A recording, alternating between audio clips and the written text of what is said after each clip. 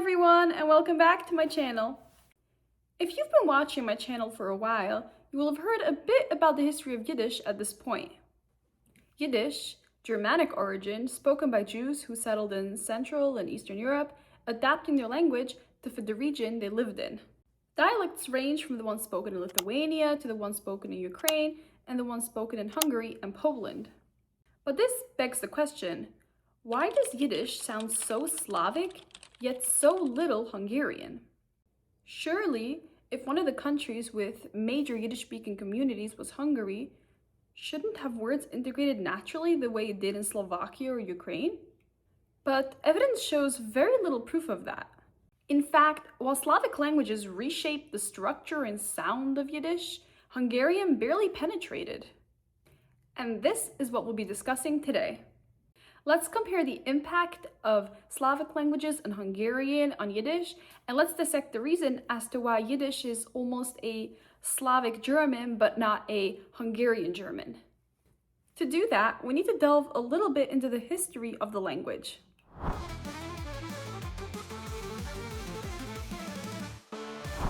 First, the Slavic side. Yiddish began spreading out from its birthplace, the Rhine Valley, and eastward between the 11th and 13th centuries. At first, Yiddish-speaking Jews settled mostly in parts of Poland and Bohemia. While this set the stage for the first Slavic immersion in Yiddish, it didn't quite catch on so quickly. The real impact began between the 13th and 15th centuries. That's when expulsions and executions forced Jews to flee from Western Europe, leading them to settle in Poland-Lithuania instead. In fact, by the 15th century, much of Ashkenaz, or German descent, Jewish life centered in Eastern Europe. Yiddish spread drastically in the early 16th century due to the invention of the printing press. The dialect used for this, however, was very standard, as to assure that it could be accessible to as many speakers as possible.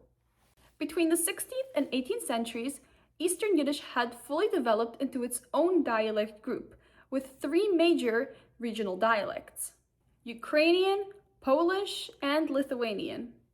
And furthermore, by the early 20th century, the last bits of Western Yiddish, or non-Slavicized Yiddish, became completely extinct.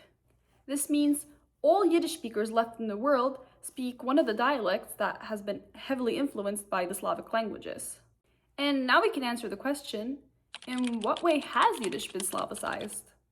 Now, before we get into it, I want to put out there that Yiddish developed in a region where Slavic languages weren't as neatly separated in a way we think of them today.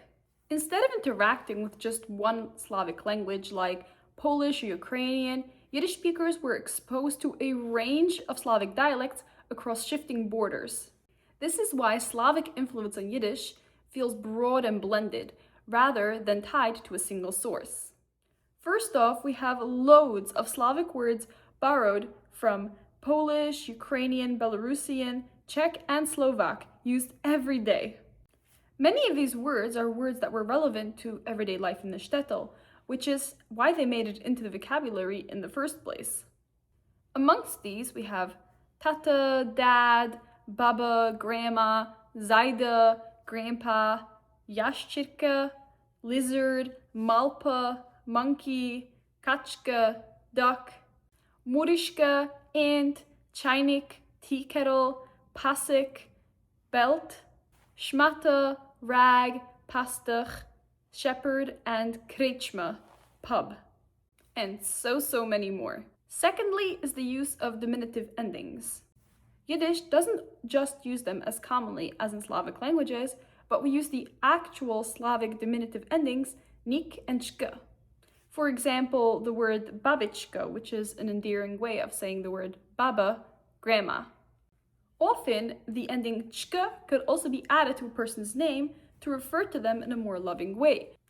Like, for example, the name Golda could be said as Goldichka.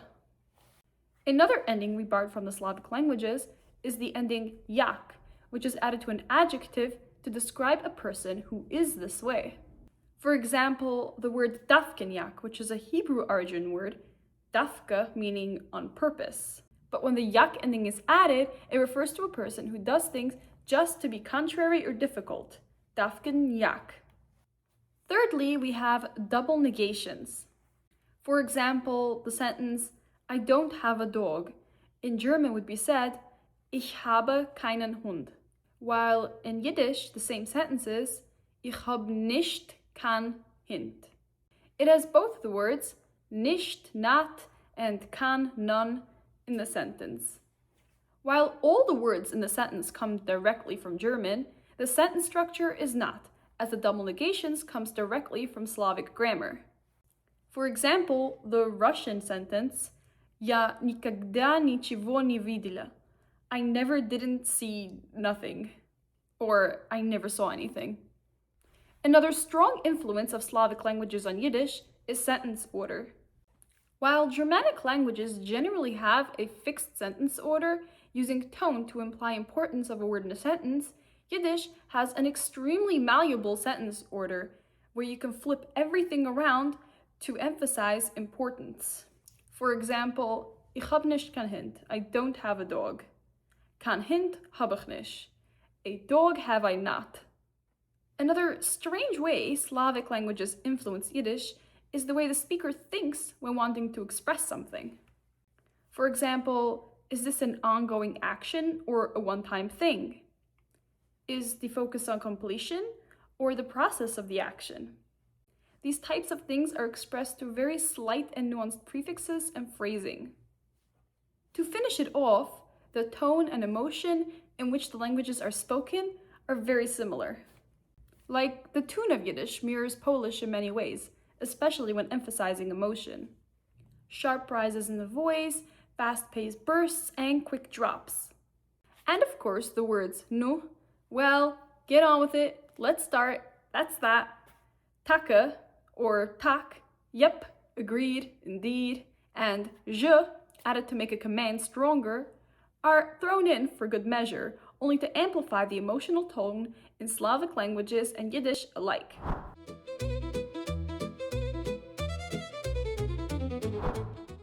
Now, let's move on to Hungarian.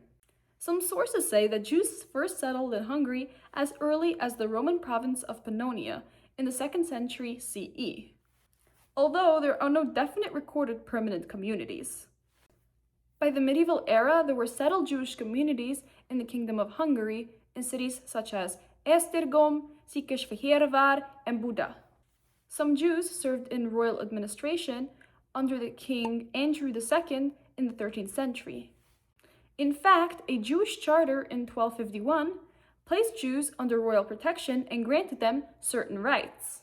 At this point, Jews mostly spoke Hebrew in religious settings, Hungarian for trade with locals, and various other regional languages, such as Middle High German and Slavic languages from surrounding cities. It was also at this point Yiddish first came to Hungary through some settlers, though it didn't quite pick up as a used language yet. In the 16th and 17th centuries, Hungary was politically split. In Habsburg Hungary, Yiddish became dominant among Ashkenaz Jews. In Ottoman-controlled Hungary, some Sephardic or Iberian Jews began to arrive, bringing their own language, Ladino, with them. During the 18th and 19th centuries, during the Habsburg Empire and the Austro-Hungarian Empire, the Jewish population grew tremendously. Jews contributed heavily in areas such as science and culture, and many Jews assimilated, adopting Hungarian as their language. Yiddish was still the main language, though, in Jewish homes and within communities, though its prevalence was dropping in cities such as Budapest.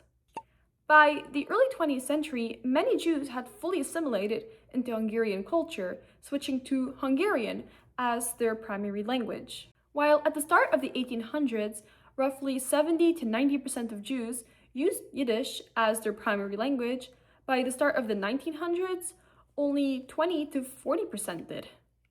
Yiddish was mostly confined to Orthodox communities in more rural and isolated towns. This was only fueled by rising anti-Semitism in the interwar period. Germany occupied Hungary in 1944, deporting hundreds of thousands of Hungarian Jews to Auschwitz, most of which were murdered upon arrival. The Yiddish-speaking communities, which had been thriving across the country, were now completely destroyed. Whoever was left mostly migrated to Israel or other countries, assimilating yet further into other cultures. Now, why is this important? Because from history itself, we can see why Hungarian never quite made the impact on Yiddish the way Slavic languages did. For starters, Yiddish really took a longer time to reach Hungary and become the dominant language in Jewish communities there. It didn't quite integrate until the 17th and 19th century, while in Poland, Lithuania, and Ukraine, you can see that by the 14th to 17th century, Yiddish was already being spoken by the majority of Jewish communities.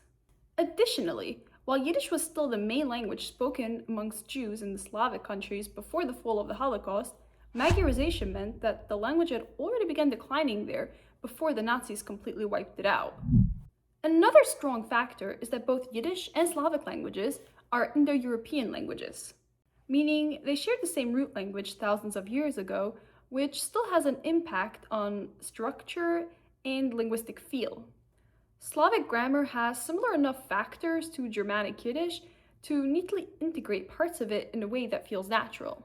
Additionally, Slavic loanwords can easily be used with Yiddish grammar. Now, as for Hungarian, it's a Uralic language related to Finnish and Estonian, vastly different from most other languages in Europe. The sentence structure, phonetics, grammar cases, and general feel are all completely different from Yiddish.